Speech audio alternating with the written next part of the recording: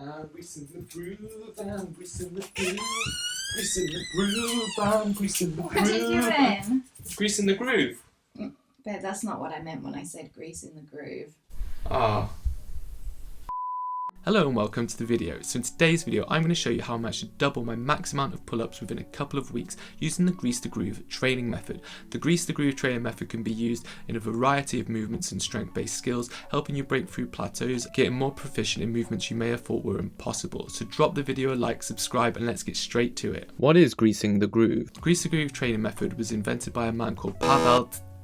I can't pronounce it, but we'll say Pavel T. The method is quite scientific, so I've kind of broke it down into layman's terms that I kind of understand and maybe more digestible for yourself as well. So yeah, this is kind of how I perceive it. If you're interested in seeing a more detailed science-based version of the process, I suggest just typing in Pavel Grease to Groove training into Google, and it'll bring up many academic articles on the subject, and you can dive much deeper into the subject yourself, but I'm just going to clearly break it down so it's simple and you can start using it right away today. So basically, every time you perform a movement, a nervous system sends a signal to your muscle fibers. If you repeatedly perform this movement, the muscle fibers send the same signal, creating a more efficient neuromuscular motor pattern. An efficient neuromuscular motor pattern not only makes movements easier to perform, but also lend the movement more potential force. Basically, the faster the muscles contract with a signal hits them, the greater the number of muscle fibers that can actually contract. Combine the greater number of muscle fibers with faster muscle contractions and you increase the potential of force. So that's as simple as I could break it down. Basically, in very, very layman's terms, the more you do something, the better you become at it. For example, if you are learning an instrument, it also seems completely alien to begin with.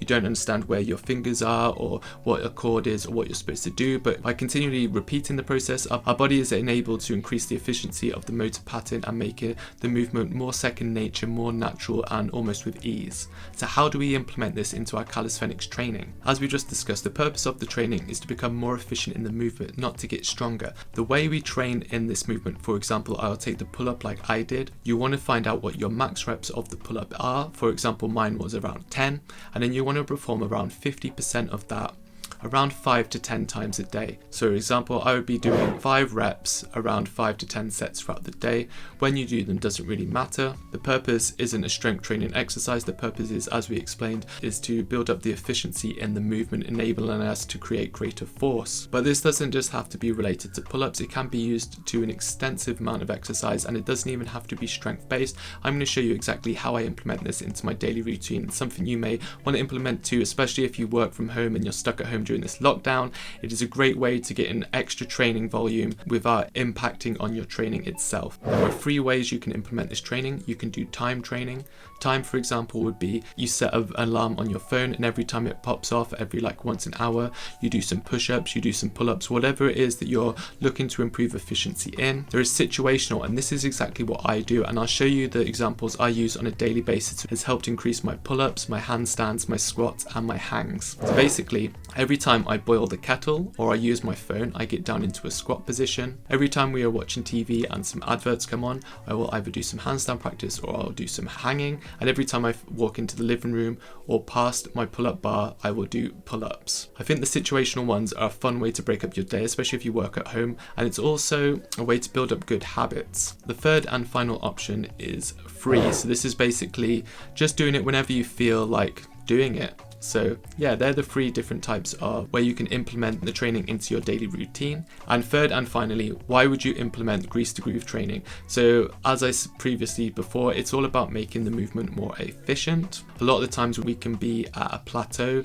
I know I was like this with my pull-ups, and by getting more efficient in the movement as well as building up volume through doing it regularly throughout the day, you're able to build up your strength and skill in the movement. You don't have to use this solely for getting stronger. You can use it to improve on your flexibility like I do, or increase skill movements. You can even work on pistol squats or anything you find you're struggling to do or don't feel like you have enough time to. I feel like this is the perfect way to implement it into your daily life. As you're working at a low intensity, as you're doing less than 50% of your workout till failure, you don't need to warm up, which also means you don't need to lead to injury. I must state that this is not supposed to be a workout. You're not training at intensity. This should be simple and easy. You should not be fatiguing. That is not the purpose. The purpose is to build up the movement, the proficiency, and the skills. I find this very time efficient as well. As I said, I do my squats and my hanging, and these are kind of things that I struggle to get in during the day if I try and work them in, like when can I do my stretching or squats or handstand practice, and then by simply